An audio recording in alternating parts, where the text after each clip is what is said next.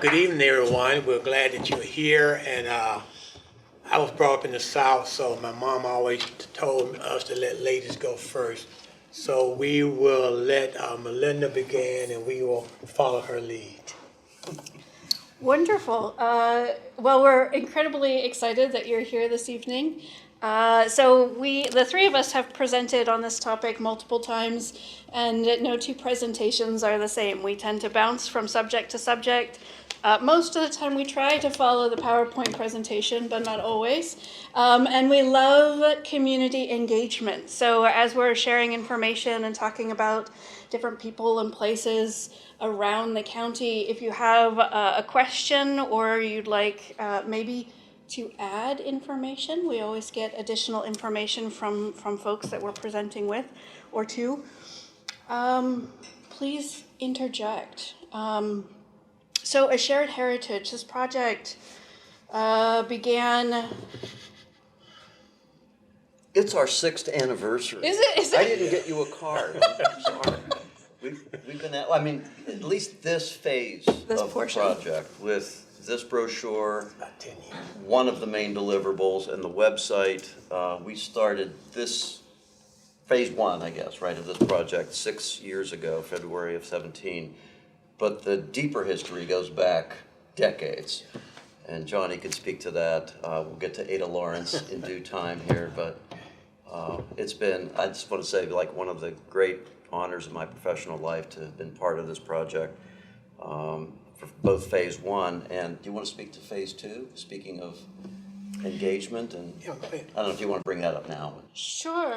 Well, let's go back a little bit further to paint the picture for you, right? Of how we ended up kind of landing on this project that initiated in this phase and iteration 6 to 10 years ago, but as Chris alluded to, this really is decades in the making. I would say some of the strongest, most intensive and community-wide efforts to really begin to dive into African American history, specifically Erie County's African American history, was really right around 1994.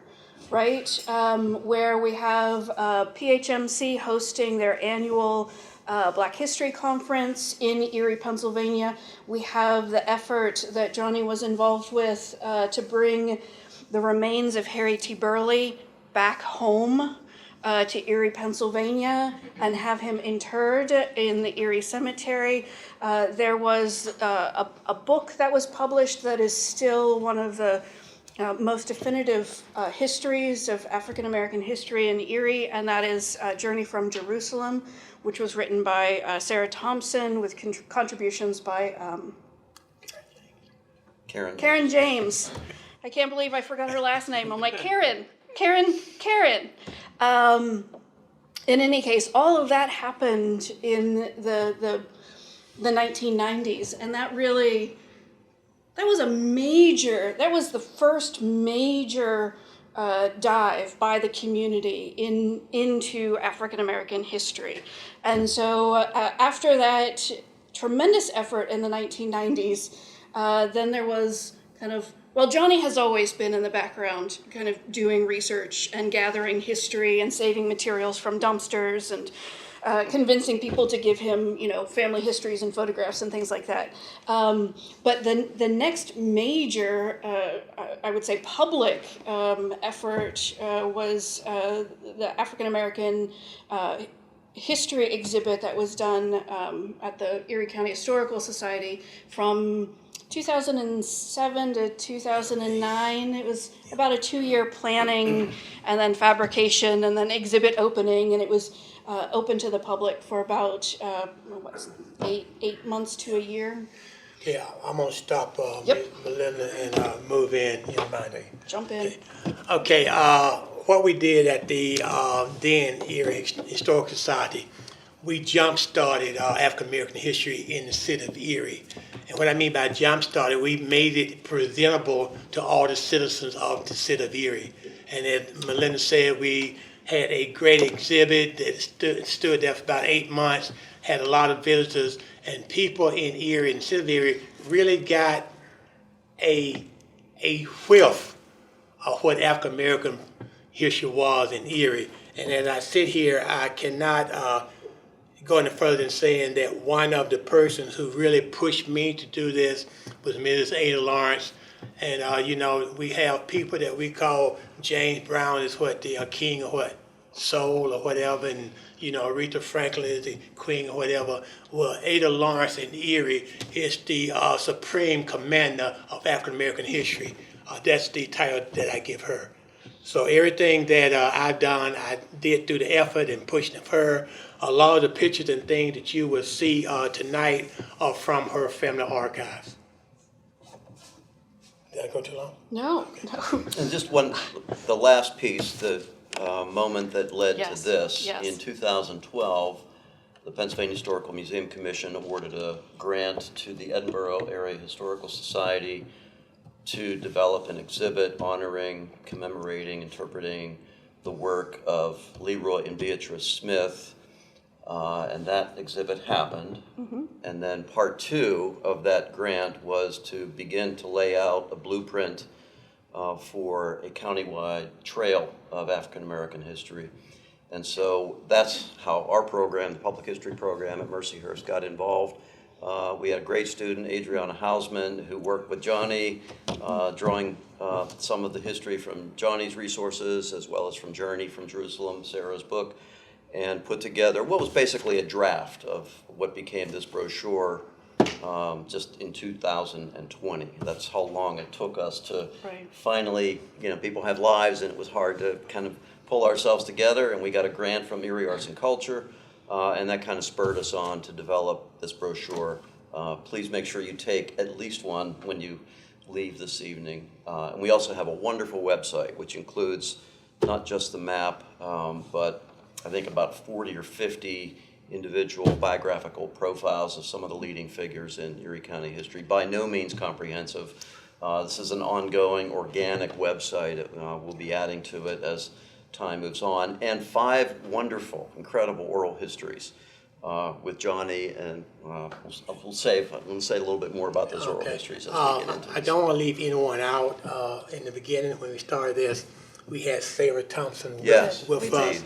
She's not here tonight, but we cannot take credit for this. You may know our names, but we are not taking credit for this. We are just the movers and shakers who work hard to get this done. So the tour itself has somewhere around 29 if I remember correctly, different sites that we've pinpointed around Erie County that have been included on the tour.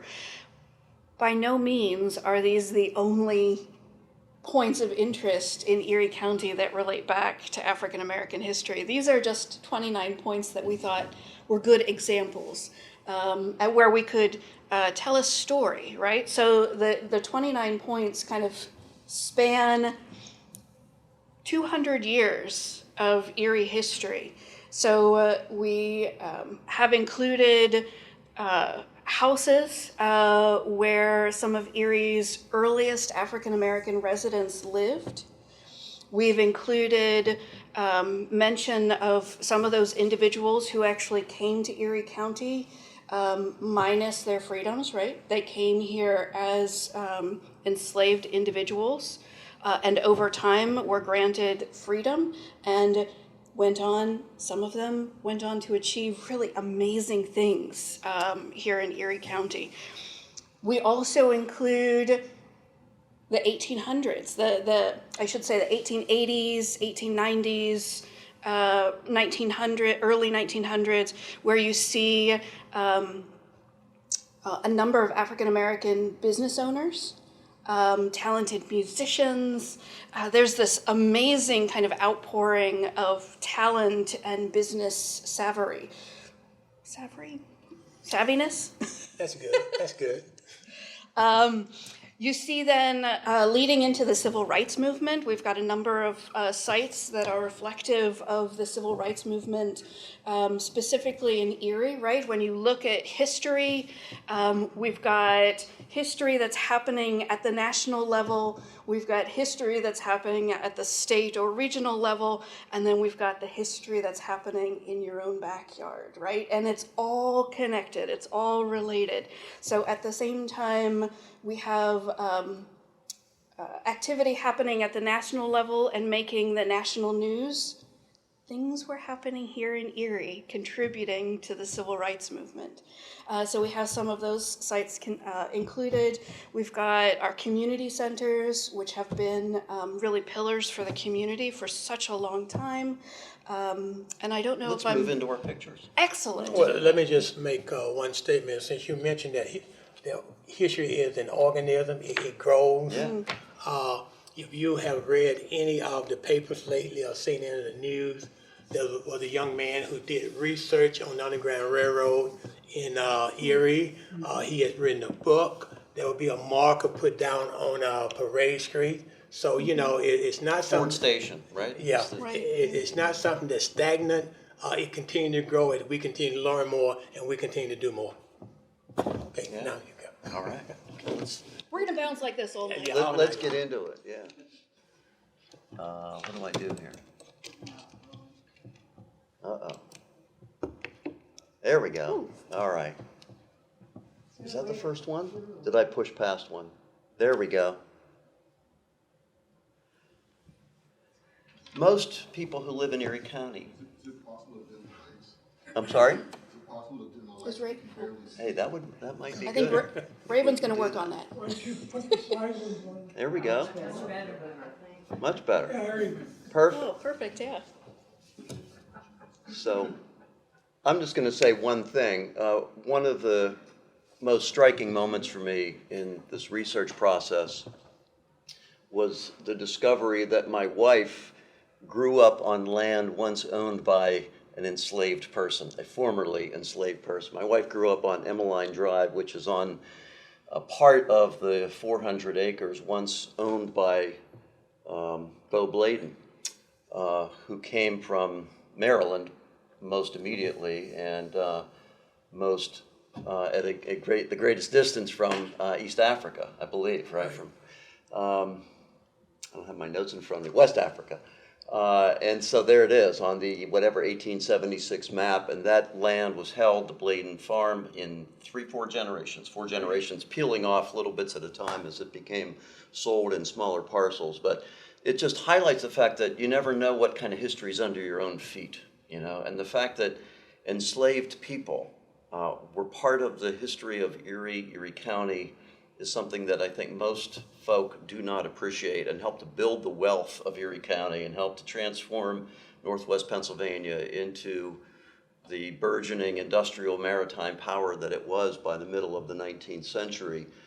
Some of the ads from early 19th century, this is like human beings for sale and runaways who were trying to be captured by some of the most notable figures in Erie history. P.S.V. Hammett, Kelso. So that's all I want to say about this. Before we move from that, I want you to be aware of that. A lot of people today think that Pennsylvania was not a slave state, that it was a free state. That is not true. They passed the Gradual Abolition Act, I think it's about 1780. And this is actually what it said. If you were already a slave in Pennsylvania, you would remain a slave in Pennsylvania. But if you had a child, then when that child get to be 25 years old, they would be freed. Okay, so I don't want anybody to leave here and raise your hands and talk about how free Pennsylvania used to be when Pennsylvania was just in the same position that other states were. They just learned a little quicker. Gospel Hill Burial Ground is one of the most moving sites, in my own opinion, on the entire trail. It's an extraordinary place. It's got some interpretive wayside marker that was put up by the Harbor Creek Historical Society, about a decade ago, shortly after some of the unmarked graves were located, identified, not the persons identified, but at least the locations identified there. Some free, some enslaved, peoples of color. But the history there, it's just a really moving site and easily accessed right off of Station Road. So one of the well-known families, the McConnell family, who resides here in Erie, and most of us know some members of the McConnell family, their relative is buried in this Gospel Hill Cemetery. Yeah. Just to give you a reference point for Gospel Hill, that burial ground is on or next to the property of Penn State Barrent. So if you've ever visited the Logan House, as you're parked in that parking lot, there is a path that winds up the hill, and it is to take you to campus, but it also takes you to the burial ground, in case you're curious and would like to visit. It's a beautiful place with great history. So we're not too far this evening from the site on the left-hand side of the screen. You want to speak to? Yeah, so as you might anticipate, there was Underground Railroad activity here in Erie County. So the Underground Railroad was neither underground nor a railroad, right? It was a network of people and places who worked collaboratively to help individuals gain freedom or find freedom in places that were open to settlement by African Americans. Collaboratively and in secret. Collaboratively and in secret, yes. So here throughout Erie County, there have been a number of sites documented that have been part of or were part of the Underground Railroad. Now, when you think about the Underground Railroad, again, we'll throw out some dates here just to give you a point of reference, right? So the most active years for the Underground Railroad, 1840s on up through the Civil War. The American Civil War was 1861 to 65, so the 1840s on up through the American Civil War was the primary era for the Underground Railroad. As Johnny mentioned, Kevin Johnson has done a tremendous amount of research on his own to identify what is now being referred to as the Ford Station. It was opened by Emma Howell, who had been an enslaved person. Her property that she acquired was near 9th and Parade. And how Mr. Johnson actually, I probably should say Kevin, not to confuse the two of you. How Kevin identified this Underground Railroad site is he actually found documentation in Canada, in Ontario specifically. Some of Emma Howe's family crossed the border and settled in Ontario. And when the government of Ontario was beginning to work on documenting voices of the Underground Railroad, some of her family, they were interviewed and they talked about Emma Howe's station in Erie, Pennsylvania. So this does take a tremendous amount of research, and that was a new find. Emma Howe's Underground Railroad station near 9th and Parade had been undocumented until just a year or two ago. And if I may add, Kelvin did research. He went to the National Archives and all these things. And I think one thing that we need to understand about research, number one, it's not easy. Okay. He wrote a book about what he's done. He was only able to publish 5 copies. Okay. So I don't know whether anybody in this room have won the lottery or whatever, but if you have any money that you want to contribute to Kelvin to get his book published in more than 5 copies, leave your name with me tonight, and I'll make sure I give it to him. Or if you want to see it, you can visit the Heritage Room at the Blasco Library. He did, one of those 5 copies he donated to the Heritage Room. But we also have up here the Unitarian Universalist Church in Girard. This is just a pre-civil, it was built just before the Civil War.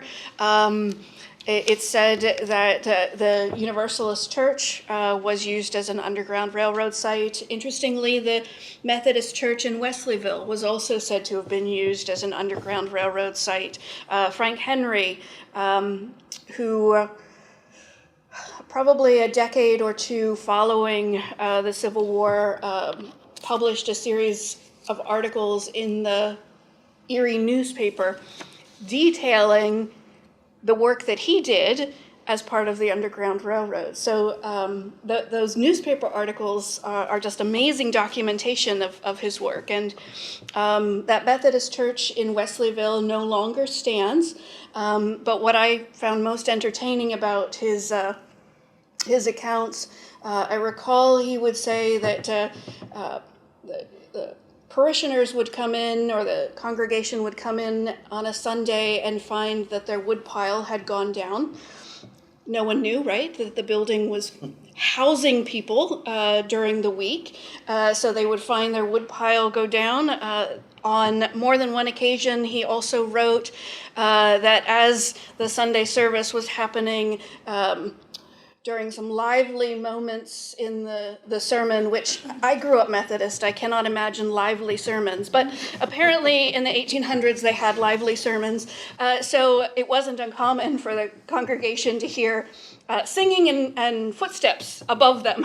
So again, coming from people who were hiding in the bell tower specifically of the Methodist Church. So Frank Henry details all of this in his accounts in the newspaper.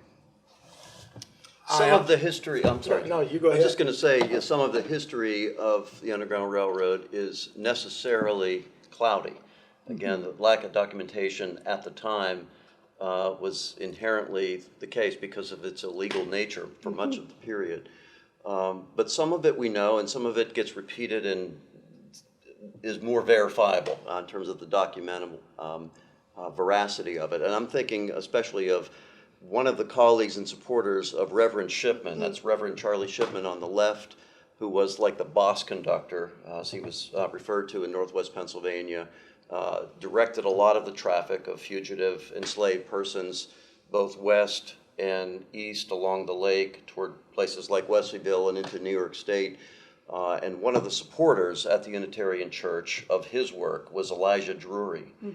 And you know, again, some of this is apocryphal. Maybe it's true, maybe it's not. But the tale that I remember seeing in a number of places was that Elijah Drury became involved in the Underground Railroad after seeing a runaway enslaved person in a ravine in Girard, and he saw the markings, the whippings on his back, and was just so struck, so moved that he had to get involved in what is really the first civil rights movement in American life, you know, in the pre-Civil War era. So it's a remarkable story. And again, we noted earlier the kind of organic, living nature of this history. The site on the right came to us by way of the newspaper story about our work. I get a call from Marjorie Warner. She says, you need to come to the house where I grew up, belonged to my great-great-grandfather, who was Orrin Reed, a beautiful and beautifully intact Italianate style home out near, and I forget the address now, South Hill Road is one cross street that's nearby. It's on the trail. McCain, right? Yeah, it's in McCain. Not quite in McCain Township, I guess, yeah. So, I mean, it's a beautiful place, and she told stories about, you know, what she heard through family lore. Orrin Reed, first of all, was a fairly prominent, I guess, abolitionist in the 1850s, came here from New York State, was a school teacher, and he hid enslaved persons in a ravine, which by the time Marjorie Warner was growing up in the 1930s and 40s, you know, they used to play as kids there, but the stories were told that there were human beings, you know, who hid there back in the 1850s, in part through the aid of her great-great-grandfather. So, the picture in the memo says New Jerusalem, and that's probably the most important part of African American history in the city of Erie. William Hemroyd, who was a wealthy person, had more money than I have, saw that there was many free blacks and also immigrants who were not able to buy land, purchase houses, et cetera, So what he did, he bought some land area that he called New Jerusalem. He allowed these people to get a plot of land there. Hopefully they would build houses, so on and so forth. I'm a proud resident, and Mr. Jones there, we are a proud resident of what was once New Jerusalem in the area that we live. I live on 3rd and Walnut, and that was part of New Jerusalem. As we move forward, we'll find out that Emma Lawrence had her dry cleaning service not too far from there. Yeah. We move further, you'll know that the Martin Luther King Center is in that area. So it was basically, I don't want to use the word bastion because it really wasn't a whole lot of people, but it became a bastion for African Americans in the city of Erie. Yeah. There's your church. Oh, there's the Wesleyville Church here that you won't find anymore. But we also have a couple of other interesting folks that we can talk about. So Hamilton Waters, this is the, I guess, left-hand side photograph for you. Hamilton and Lucinda Waters came to Erie in the early 1800s, I want to say 20s? Does that sound about right? And Mr. Waters had been enslaved. While he was enslaved, he, in an incident, lost the majority of his sight. And so, for all intensive purposes, he was blind when he came here to Erie. He found work as the town lamplighter. He also worked in the Vosberg's shop. Mr. Vos, well, this is young Vosberg. It would be his father, Robert, right? Robert and Abigail were his parents. So their shop, Hamilton Waters worked in. He had 2 daughters. Both of his daughters were educated, which is just amazing when you think about, again, the era that we're talking about. So the 2 little squirts here you'll recognize, at least one of them. The littlest one, that's Harry T. Burley. So Hamilton Waters is the grandfather of Harry T. Burley. Harry T. Burley, we of course know as one of Erie's most well-known sons, talented musician, composer, songwriter, known internationally for his works. He was really the first person to put to paper and record what were songs, what were then known as slave spirituals, right? These were songs that Hamilton had learned, had heard while he was enslaved. And so he then passed those on to his grandsons, and Harry then had them recorded, which was, in part, I suspect, kind of broadening the legacy of his grandfather, right?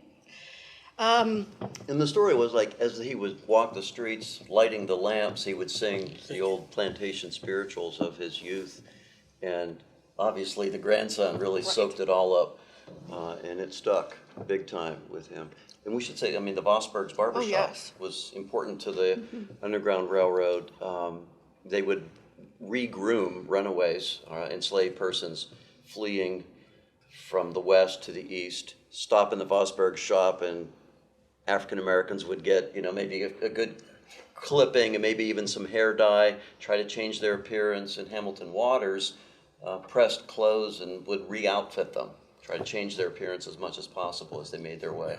I think we also need to add that the Vosberg was one of the first black entrepreneurs in the city of Erie. Okay, they own land. They own land around what is now French Street, etc. When I did my research, Erie African Americans in the 1880s, he and his family owned land all around State Street, etc. So they were entrepreneurs, and you can tell just by his dress the type of status that he had claimed here in Erie. So not only were Robert and Abigail contributors to the Underground Railroad movement, so too were many of their children, including Albert Vosberg. I'm so sorry, I'm spacing on names, but he actually had within his network those that participated in the anti-slavery movement and were working towards legislation to end slavery all across the state. He was incredibly well connected because, as Johnny mentioned, this was an incredibly prominent family. Their first home burnt to the ground, and in the newspaper, it's referred to as the Vosburgh Mansion. Now you have to remember, in the early 1800s, mansions weren't quite what we think of today. Don't think of like 90,000 square feet. Yeah. But in any case, It must still, though, have been it an must have been upstanding. significant. Well, as the cartoon characters say, it was bigger than your average bear boo. Right. There we go. I like that. There we go. That's I your guess, slide. I This guess is this yours, might be yeah. for me. That's you. So Henry Catlin came here in 1850 from Meadville. He and his brother at Allegheny College had assisted in the Underground Railroad movement and had hidden runaways in Meadville. He carries that work on in Erie in a building called the Lowry Building, which we come to discover was owned by this guy, a merchandiser, a very prominent Erie businessman who, again, came from New York State, made a whole lot of money just basically moving goods in Erie, and then became the state senator from Northwest Pennsylvania, Morrow Bar Lowry, and was an abolitionist, was a supporter of women's suffrage long before it was popular to be that. He wanted to put, once the Civil War began, he wanted to put black men in the Army. He was one of the first prominent politicians in Pennsylvania to call for arming free black men in the Union forces. He funded largely $2,000 of his own money the Pennsylvania 83rd Regiment, which was the regiment of Colonel Strong Vincent, the most, arguably, that's certainly the most famous regiment to fight in the Civil War from Northwest Pennsylvania. Fought that great battle at Little Round Top on the second day of the Battle of Gettysburg. Just an amazingly unknown figure from Northwest Pennsylvania. He also was the champion in the state legislature for the Pennsylvania Soldiers and Sailors Home after the Civil War. So in the Lowry Building on the second floor, Henry Catlin published an abolitionist newspaper called The True American. And behind stacks of newspapers, so the story goes, he would hide runaways coming through the city of Erie. And in 1850, one other thing, there's a reason John Brown's on the screen. Morrow Bar Lowry went to visit John Brown, the John Brown, while he was awaiting the gallows in Charlestown, Virginia in 1859 for having led that failed slave insurrection. And then wrote about it, in the Erie Observer, and it is not the case that Morrow Bar Lowry was beloved, by the people of Erie. I mean, he was really, it's fascinating to go back and read some of the press coverage about this guy. He was really vilified, hated by that newspaper. They were, on the wrong side of history and the wrong side of justice in that moment, and did not like Senator Lowry one bit.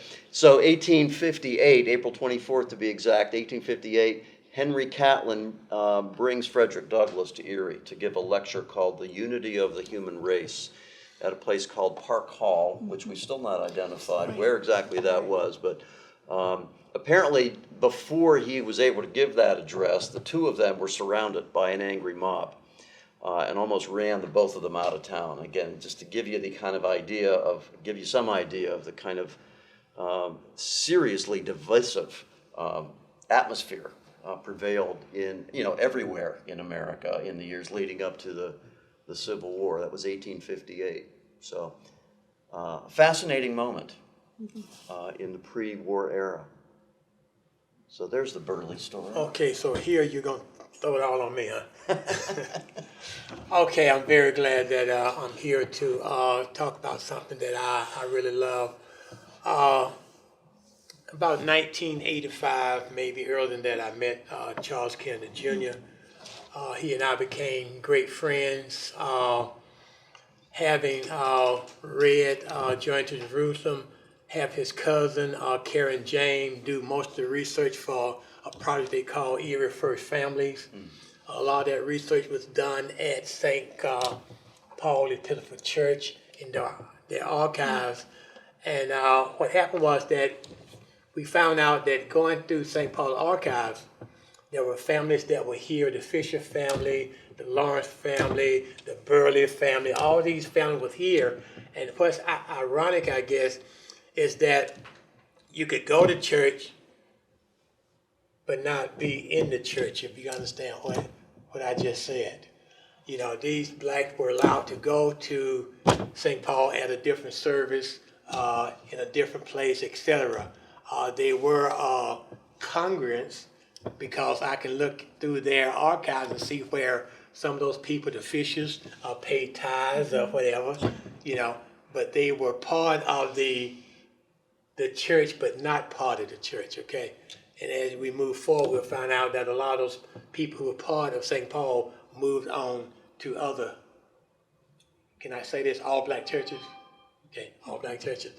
So we go from Charles Kennedy, and in about 1990, we formed the Heritage Burial Society, had a lot of people involved, and one of the things that Charles wanted to do was bring the body of Harry T. Burley back to his hometown, Erie, Pennsylvania. Harry T. Burley was buried in an unmarked grave in White Plains, New York. So we brought Harry back in a great ceremony, had him reinterred at Erie Cemetery. I can't tell you the exact plot number, but I ask you to walk in the summertime or springtime and not in the wintertime. You can see it a lot better. Okay, as we already said, the picture up to my top right is Hamilton Waters and Harry and his brother. One important thing that we didn't mention about Hampton was that he bought his own freedom from his slave master, and also the freedom of his mother. Okay, so, and he left Maryland. Actually, they was going to Michigan and not coming to Erie, but his wife was expecting a child, so they made the split and they came to Erie and made Erie their home. Okay, anything else? Oh yeah, the Harry T. Burley marker. The Burley Legacy Alliance, as we began to form and do some things to make Burley more presentable to the community, the marker that they had for Burley did not distinguish him as an African American. Can I repeat that? Yeah. It did not distinguish him as an African American. It just said Erie baritone. Okay, so we're talking about leaving out history. We can see that during the time that they put that marker up, history was definitely left out, because as you see in that picture, Harry T. was definitely black. So the Burley Legacy Alliance, we went to the Pennsylvania Historic Museum Commission and told them about what we thought were the inadequacies in that marker. And we got the marker changed to read that Harry T. Burley was an African American. Okay, I thought basically think that was a big push. Okay, and that happened 2019, I believe. Yeah. Very recent. Yeah, 2019. Yeah. Antonin Dvorak, the great Czech composer, first time he heard Harry T. Burley singing the Negro spirituals at the New York Conservatory of Music, I mean, it just blew his mind. It was just transcendent. I forget the exact quote, but in these songs lies the basis for a whole new school of music, something to that effect, and encouraged Burley and ended up grafting some of those melodies and songs into his own music, his own compositions. Okay, so here we are with what I consider the greatest family that ever graced the shores of Erie, Pennsylvania, the Lawrence family. Okay, let me start with the gentleman with the saxophone, Earl Lawrence, born in 1884. Okay, Earl was a musician. He owned his own music studio from about 1911 to the end of the Depression, or beginning of the Depression. He formed many bands, played at the Copper Club and all the clubs that he wasn't supposed to be in at that time, formed bands, etc. One of the great things I think about him is that he was well known in Erie for his music, but he was never hired to teach music in the city of Erie. So he ended up teaching music in Girard, Summit Township, Fairview, etc. That's where he did most of his teaching. Some of the pictures down there are some of the students that he had at the schools that he taught. The picture up to the upper left is the Lawrence family dry cleaners Model T. I think that's Model T, Danny? Okay, so you weren't old enough to know what a Model T looked like, what you're saying, right? Okay, so that is the delivery truck for the Lawrence family cleaners. The picture that we don't have is that before they had a delivery truck, I have the picture. They have a horse-drawn buggy with the same thing on it. When Mrs. Lawrence passed away, her son Charles then began to run the dry cleaners. Okay, and the picture it's not there. You'll probably be able to see it at another point in time. I'll talk about that later. But they were EOEs. Can anybody tell me what the EOE is? Danny, can you tell me the EOE? Equal Opportunity Employed. Thank you, Dan. I appreciate that. So, okay, so even during this time, 1920s, 1930s, the Lawrence cleaners were an EOE. There are pictures where they have their staff, and there are only two people, black people on their staff. That's Charles and another black. The other people are white people. Okay, so you know that to me says something about Erie during that time period. And the picture in the middle is the home that I spent many hours, many weeks, sitting in a very hard chair because Ada sat in a soft chair, and her cat surrounding her, and she would begin to just pull out things, and she would say, "Look at this. Read it now. Don't just look at it. Read it. Look at it. You know." And she would bring all this historical stuff out about the city of Erie. Wendell King, Rufus Baxter, the first police chief, policeman here in Erie, his son, the first mailman. She would just bring all this stuff out with pictures and etc. And you know, it just, as a young man at that time, it just amazed me that someone would take the time and effort to keep an historical record from the 1800s up into the 2000s in top-notch shape. So that's where I got my passion from, if I still have any. Just if it's okay, if I make two points about some of the things on this side. One is when you travel to these 29 sites, you'll notice that some of the sites no longer contain the historic building that we're talking about in this tour. But we felt collectively that it was important to include these sites for a couple of different reasons. One is so that we don't lose or forget this history, because the tangible reminders, right? The building that reminds us of this history no longer exists. So we don't need or want to forget about it. And two is to reinforce that it's important to preserve lots of different types of historic sites. And we have lost too many sites that pertain specifically to Erie's African American history. And this is one of the buildings that we've lost. So the Lawrence family homestead it was in our West Bayfront. New Jerusalem, and it's a vacant lot now, right? Vacant lot. Working people's history in general. Exactly. African American history in particular. The built landscape just doesn't get anywhere near the respect, the attention of the preservation community, historically at least, that it deserves.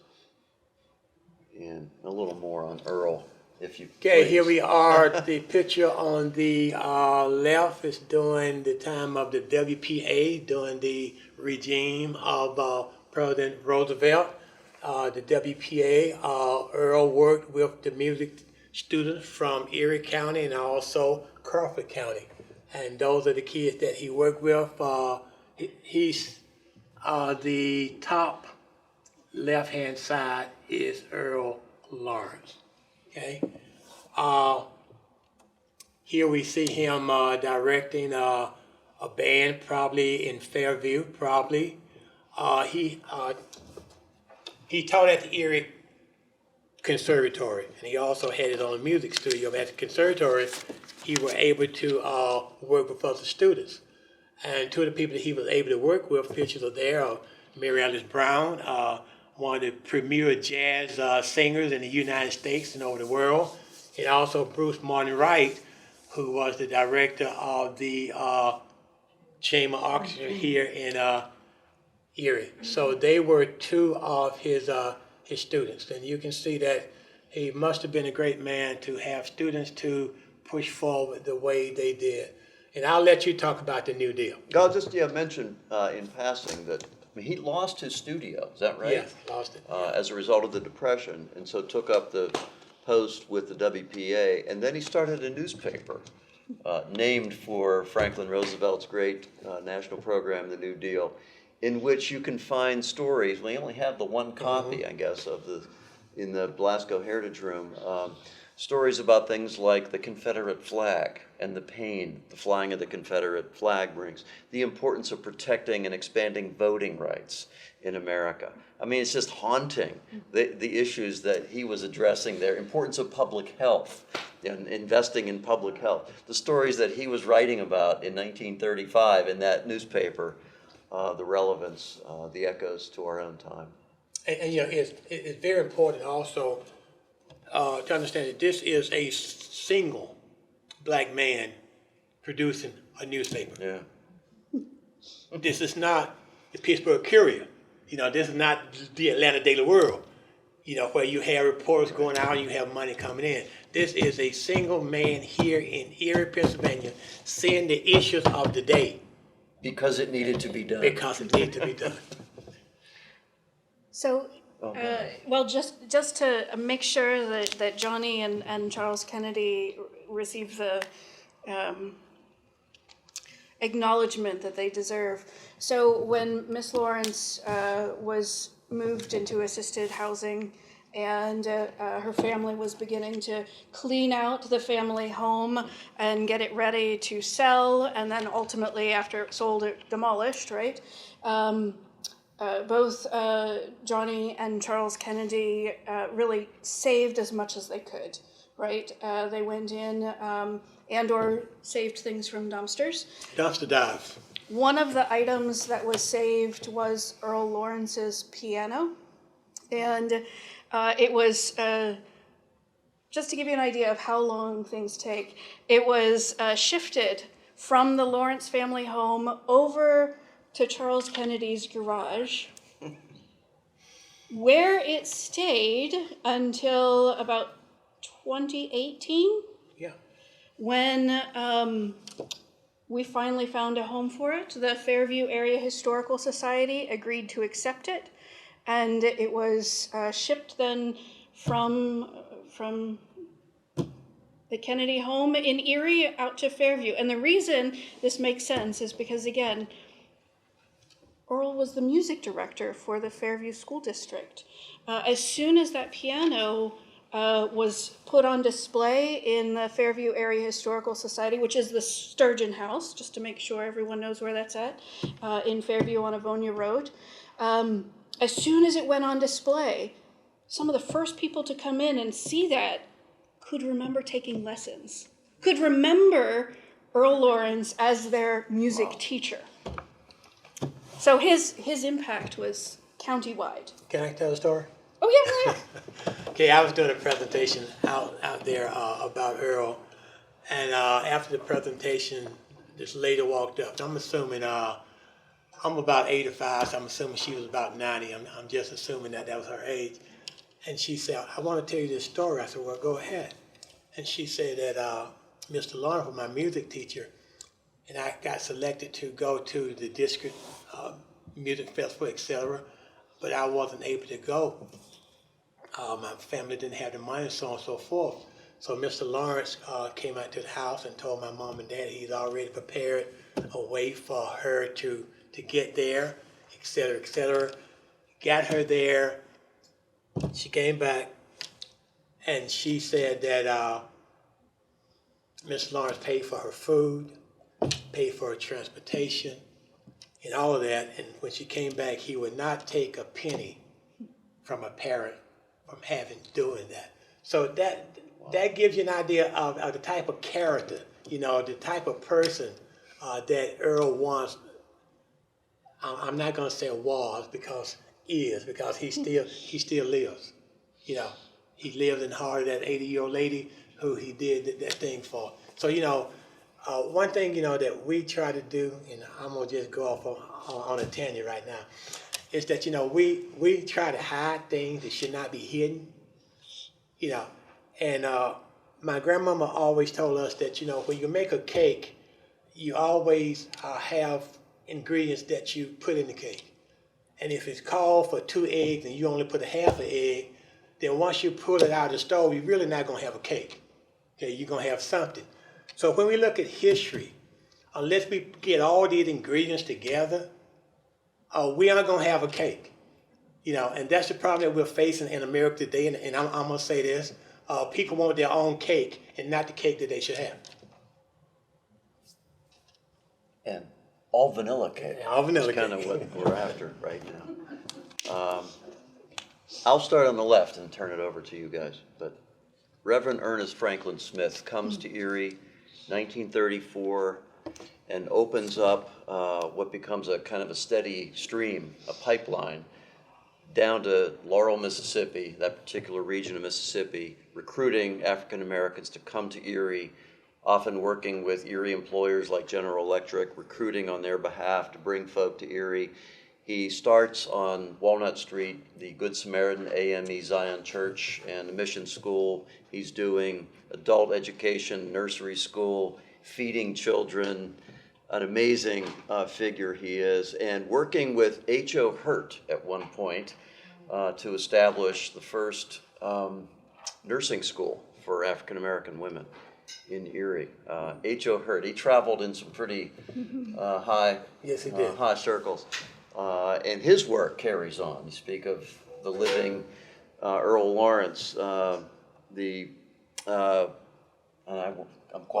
Life Learning Center, thank you, administered by Gary Horton on the east side, carries on very much the legacy of Reverend Smith's work and all the good work that they do. Okay, I'll take the top picture. The Booker T. Washington Center was founded in 1923 here in the city of Erie. And if you look on the left-hand side again, you see that man again. There's that mama. There's that man again. Earl Lawrence. So you see him. He's everywhere. He's everywhere. He was very instrumental in Erie's community. He was just doing all those things. So I got here in 1970, and when I got here, we had some neighborhood centers. They were the product of the civil rights movement. We had the Booker T. Washington Center, which is up here, but then the new center, which is on 18th and Holland, is over there. The Martin Luther King Center there, which is in the New Jerusalem area, and the Jeff Kennedy Center, which is out on Buffalo Road. Those were the three community centers that we had that was part of the civil rights movement, and it wasn't the New Deal. What does Johnson call it? War on poverty. War on poverty, okay. Unconditional, he said. And the picture next to Reverend Smith is the group of kids and people who work at the Learning Center that is now run by Executive Director Gary Horton. Keep moving. Yeah, I was going to say the only thing I'd want to point out is to make sure that you note that the Booker T. Washington Center, as Joni mentioned, 1923. The other two, the MLK Center and the JFK Center, those came during the 1960s, during that civil rights movement, during the war on poverty that Johnson picked up from after JFK was assassinated, right? And filtering federal dollars to grassroots efforts across the country. The intent was really to put funding and resources in the hands of neighborhoods, because who else knows what the problem is than those who are actually living it? So it was intended to support grassroots initiatives, and that's where the MLK Center and JFK Center came from. There was actually a third neighborhood center, but it never grew into the size and strength of organization as the other two. They were referred to as neighborhood action team organizations. NATOs. NATOs. Here we go. Okay, what you see is a picture of the Polk Hotel. I believe it was on 11 in French, if I can remember that well. Okay, the entertainment center of Erie, Pennsylvania. If you can, Ella Fitzgerald, Washington, you know, all of Jackie the, Wilson, you know, Pearl Bailey. all of the top African American performers at that time performed at the Polk Hotel. Now, one great thing about the owner of the Polk Hotel was that he was also the owner of the Cleveland Buckeyes baseball team. Okay, the Buckeyes, I believe, in 1946 or 47 were the Negro National League baseball champions. Okay, when that disbanded due to the integration of Major League Baseball, Jackie Robinson, et cetera, these teams went kaput, so to speak, no money. So a lot of those people who played for the Cleveland Buckeyes found their way to Erie. And one of the well-known people that everybody know is Danny? Sam the Jet Jeffro. Man, you're like the target tonight. Danny lives in my neighborhood. Danny was one of my students. You know, I got to call on Danny. So it was Sam the Jet Jeffro who became Rookie of the Year. Once that was over with, came to Erie, and a lot of those guys ended up playing for the Erie Pontiacs. It was not just Sam Jeffro, it was Willie Grace, it was George Jefferson, etc. And there were Willie Crosby. A lot of those people who had played for the Buckeyes followed him here to become part of the Erie community and also play ball. Mr. Willie Grace lived in New Jerusalem also, you know. So a lot of those people found New Jerusalem to be a home, to be a welcoming place for them. The building no longer exists when we talk about things that are lost, buildings that have been lost. Another one. Okay, this is me again. I hate this. Larry Moore, a good friend of mine, also a historian, wrote a book, I'm trying to think of the year, probably about 98? Yeah, something like that, yeah. And he gave us the history of the Erie Pontiacs from their inception to the time when they no longer were a team. I was doing a lot of research and I thought about, okay, if we have this team that hardly anybody knows about, because I only think there's about 2 or 3 books published by Larry that talks about this. So what I did is I got permission from Larry's brother, Tyrone Moore, to delve a little bit deeper into what Larry had done. Larry's book was mostly words with no pictures, etc. So I did research and I went in and I found pictures of the Pontiacs. I also found box scores, etc., teams they played, so on and so forth. So I used that as an addendum to the book that he had already done. Okay, so don't ask me the year because I'm getting old, but I did go to city council and made a proposal that since we have this great historical team, black team from Erie, and that they played on a field that was then Bayview Park or Bayview Field, that park needed to be named Pontiac Park. So I went to city council, talked to them, got them to agree to name Bayview Park, the baseball field there, as Pontiac Field. At the top, we got a grant. I didn't get a grant, but our West Bayfront got a grant to do some things. So we put up a mural right there that talks about Pontiac Field, talks about the players, pictures of players, etc., which I think is one of the greatest spot for African American history on the Lower West Side. And it's got a beautiful view, too. Got a beautiful view.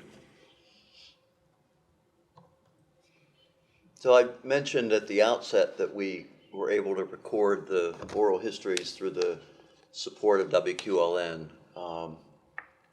Just remarkable. And what we have on the website are essentially greatest hits, the kind of highlights of, I don't know, at least an hour and a half, maybe 2 hours with each person. So you have, some hits there and some nice captions for each of the little snips from those interviews. Ruby Jenkins' husband, who was one of the many young women who came here and young men who came here from Mississippi.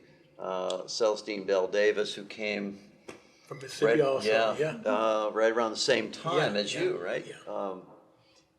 And of course Johnny and Marcus Atkinson and Gary Horton, very rich histories. You want to speak to April 4th and Academy? The Civil Rights era? I don't know if I remember. Yeah. You had sculars. We're all off. Well, here's what I remember. I mean, that we have an uprising that started at Academy High School not overnight, long-standing racist treatment by school administrators, by teachers of black students at that school. The triggering episode happened actually April 3rd. A black student was disciplined and I think fought back because the teacher had physically assaulted him or come close to an assault. So the kid fights back and then another kid jumps in. Next thing you know, you've got 14 kids suspended over a ruckus that ends up spilling out into the streets. It was a fairly serious episode for Erie anyhow. If you look around the country in 1968, cities were on fire, and had been for about 4 summers in a row. Urban rebellions from decades of police brutality, on and on, the endemic issues of the urban ghetto north. And Erie, relative to other cities, got off fairly lightly, but that was a fairly significant episode that highlighted systemic structural racism in the Erie School District. The fact that there were, and I forget the numbers, they're actually in the trail here, but it's like 8 employees out of how many? Well over 1,000 who were black. And how many teachers? Ada Lawrence and I think one other. One or two more. One more. And so that led to an ongoing series of confrontations between black parents and black students and Erie School District administrators, pressure being applied to do something. And there was a recruitment effort that was made, Right. Which helped to bring Johnny Right. Johnson. Let me say Erie, this. yeah. Danny didn't know anything about the Model T, but Danny was a student during this time period here. Oh my gosh. So Danny, I'm going to give you about 2 or 3 minutes to elaborate, please. So from my perspective, what you had at that point in time at Academy High School with kids from 18th Street all the way up and kids from Frontier Park, from Glenwood, going to the same high school. So Vincent, you had Frontier Park kids going to school with the lower east and west side thing. And there was differences where they were treated, including corporal punishment back then. paddle wasn't used. It wasn't always fair. There's a lot of inequities going on. Booster kids were playing sports, and kids who were better than them weren't getting a chance to play. So all these things were just bubbling up there until you get an incident like that, and then it breaks loose. It wasn't just black-white, there was a lot of other inequities that came in there, but the black and white was very much evident. There was probably some rich and poor going on in there also. I remember going out to Frontier Park as a kid for Halloween. They kicked me out of there because they said, you don't live here. I mean, but I could go to school with their kids, we could play sports with their kids, but on Halloween I couldn't go out there and get, I want to go out to the Frontier with the rich kids, get the good treats. But those are the kind of things that just occurred. And like I said, you got high school kids who feel that they can see the inequities that are going on and there's nothing there. My dad was a teacher at a Catlin high school during that time period. And there were still the inequities that were going on. And it just grew. There was never any resolution. When you talk about the teachers and recruitment, I think right now we have 5 black teachers in every school district. So history has gone, in 50 years has reversed back to where it used to be. Right. And until they put some clauses in it and make a difference, it's going to stay that way. I mean, there was an effort for a few years, and then it just flatlined. They hired a bunch of teachers, and they had to strike. I mean, they had the cutbacks, and they had to lay off 200 teachers. They just hired about 30 black teachers. Who do you think got cut? Every one of those people got cut. There was no provision for there to keep them, to maintain the integrity of the minority teachers in there. They were all let go. And you know, I'm gonna just add to what Danny just said. You know, this is a story that needs to be told. Kids today need to know what happened, the circumstance and condition why those things happen, so that we won't retrace those steps again. And it seems like in America today, and I'm gonna say this, and people who know me know I'm gonna say it, is that we are retracing steps. You look at what's going down in Florida, you look at what's going on in other state legislatures saying, we're not going to teach this, we're not going to teach that. If we tell our kids about that, they'll be uncomfortable. Well, this is what I tell people. If they ain't never been a slave, they ain't never been uncomfortable. Because they don't know to learn about something that happened and there's no scar on your back. You're able to make your own decision about what went on and so on and so forth. And when you began, this is just me, but when you began to cut out people's history, you're telling them that they don't exist. Okay? So when you tell people that they don't exist, I'm going to show you that I exist. And I'm going to show you that I exist, maybe by behavior you may not want to see. So when we look at what's going on in America, and we have a lot of people who are saying, it's okay, it's good. But if you want America to move forward, you have to be inclusive, okay? And I am so tired of what they call DEI. I call it DIE. Diversity, equity, and inclusion, I call it DIE. Because what people are doing, they're actually dying. Because there's very little diversity, there's little or no equity, and there definitely ain't no inclusion.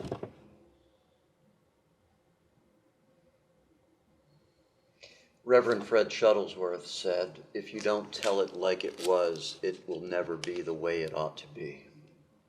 We need to be honest about our history. Here's that figure. It's in the brochure. In 1968, 10 African Americans could be counted among the district's 1,658 employees.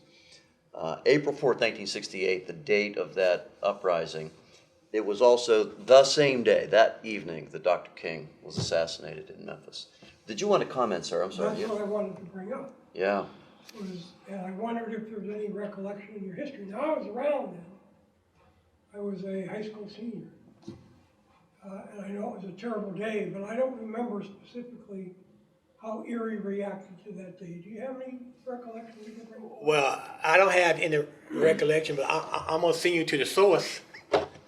Okay, if you have time, please go to the Heritage Room at the Erie County Library. Debbie Lyons, whose sister works out here. Debbie last year got my award for being just a great person in doing African American history. You can see the award when you go down there. but she has accumulated books of everything that happened in Erie from about the 1940s up until now. And newspaper article clippings, all that is there. And if you want to go and say what happened April 4th up until a certain time, it's there in print where you can read and see it. I have wondered about that myself, you know, what happened. I mean, the incident at the school happened during the daytime, right? And kind of famously, the only major city in America, at least as a historian, my understanding, that did not erupt over the next several days after the King assassination was Indianapolis, where Bobby Kennedy had spoken and delivered the news from the flatbed of that truck that night.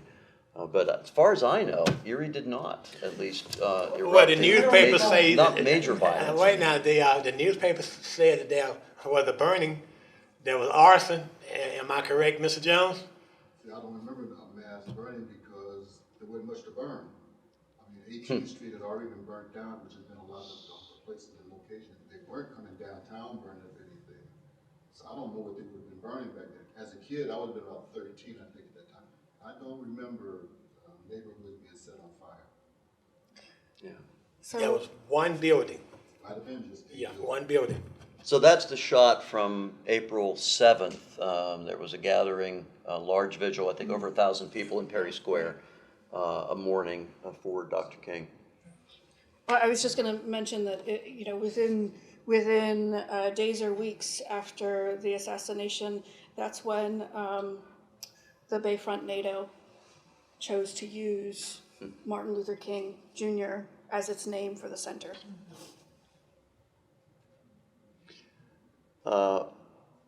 One of the, for me, probably the singular moment in the history of Mercyhurst College, and it's still a college for me, it's always going to be Mercyhurst College.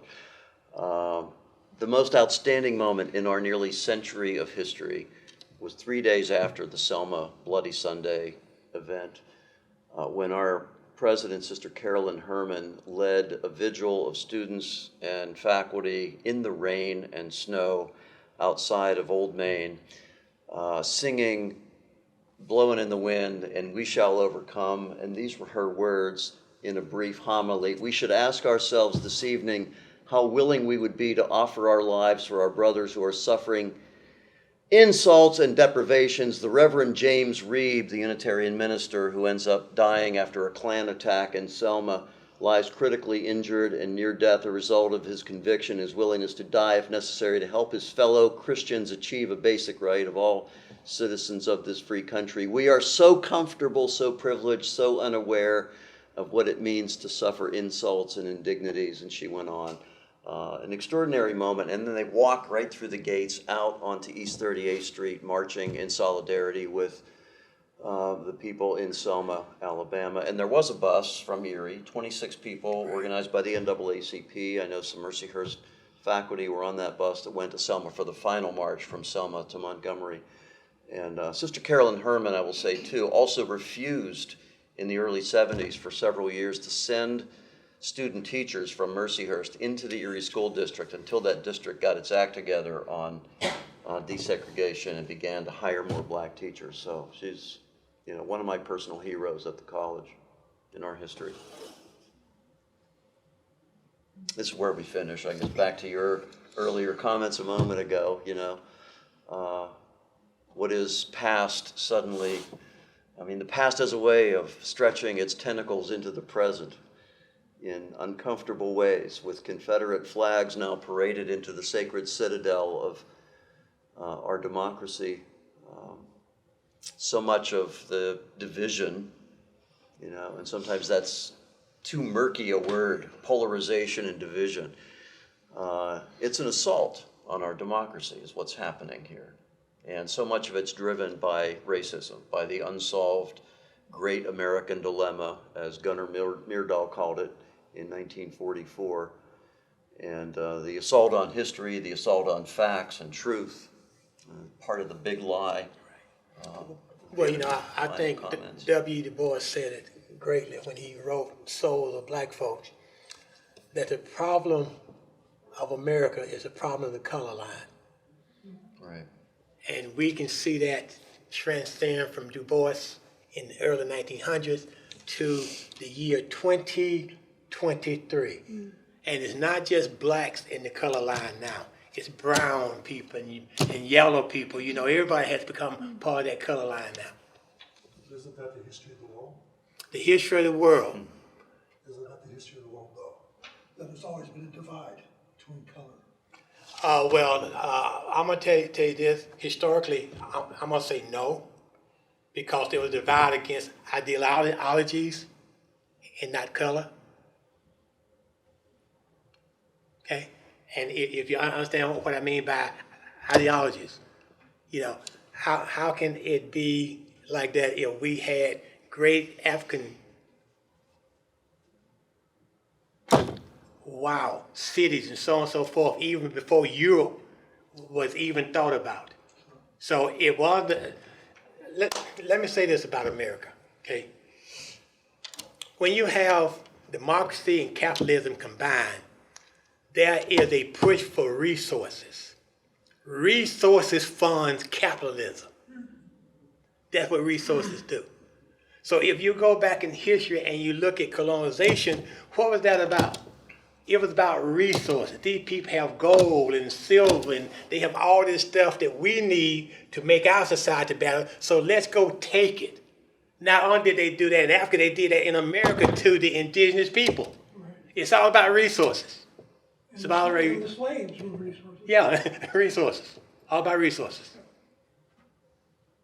And that's one of the evil. I'm not saying that democracy is bad. It's great. But one of the evils of democracy to me is capitalism. Because it determines who's going to get resources, how much, and who those people going to be. It doesn't make any sense for us to be the richest country in the world and we have homeless people. We have people who don't have food. But yet and still, we can go to the moon. You know, it makes no common sense. I think my grandmother used to call it mother wit. I don't think people have mother wit today. You know. Well, Dr. King said that the nation that spends more year after year on weapons, military spending than it does on human needs is approaching spiritual death. Yeah, it is. You know, It and is. we're not a whole lot removed from 1967 Not when at you all. said that. Not at all. I think that's all we've got. Did you want to say something about these? Yeah. Yeah. So the next iteration of this project, and again, we'll repeat what Chris said, is we do have a stack here of the driving tours. Grab them, pass them out. So we also have coming up, we've received grant funding to actually fabricate 5 interpretive panels in the city of Erie. These interpretive panels will reflect the history of some of the sites that are in or part of the Shared Heritage tour. So we've got, of the 5 interpretive panels, we have to show you today, we've got drafts of the content for 3 of them. So for those of you who would like to do a deep dive and help us kind of review these, we're going to leave these up here on the table. Please come up and take a look at these, because these interpretive panels, these will be 2 foot by 4 foot long. They will have 2 pedestals be installed along sidewalks so that they're out of the right of way. But again, they will be used to share this history so that we're not relying on a brochure or a website. As people are physically in these places and they encounter these interpretive panels, they can see the history from these panels, right? So if you have comments, and actually this is one of the reasons why we brought them tonight, if you have comments, put your comments on the back. Would love to hear if we're missing information, if we've gotten something wrong, if we spend too much time talking about A and we should have focused on B. These will be installed this year, hopefully in the city of Erie. So take a look at these. And thanks for coming. And thanks for coming. Thank you very much.